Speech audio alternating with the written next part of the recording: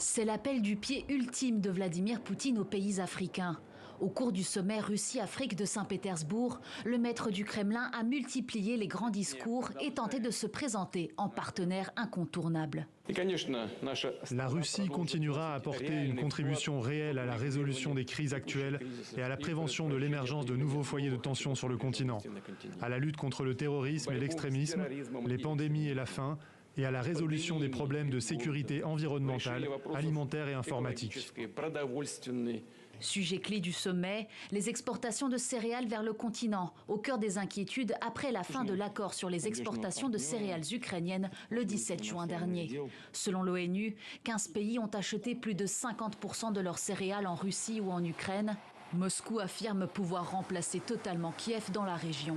Dans les 3 à 4 mois qui viennent, nous serons en mesure d'assurer des livraisons gratuites de 25 à 50 000 tonnes de céréales au Burkina Faso, au Zimbabwe, au Mali, à la Somalie, à la République centrafricaine et à l'Érythrée.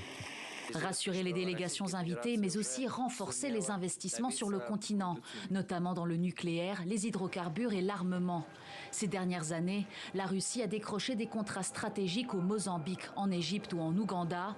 Selon le dernier rapport du CIPRI, Moscou est même devenu le premier vendeur d'armes en Afrique subsaharienne.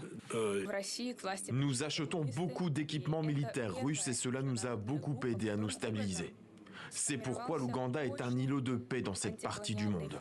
Isolé sur la scène internationale depuis le lancement de son offensive en Ukraine, Vladimir Poutine peut toujours compter sur le soutien ou la neutralité des délégations présentes. Le dirigeant russe a d'ailleurs accusé les pays occidentaux de saboter les initiatives de paix en refusant de négocier des garanties de sécurité pour Moscou.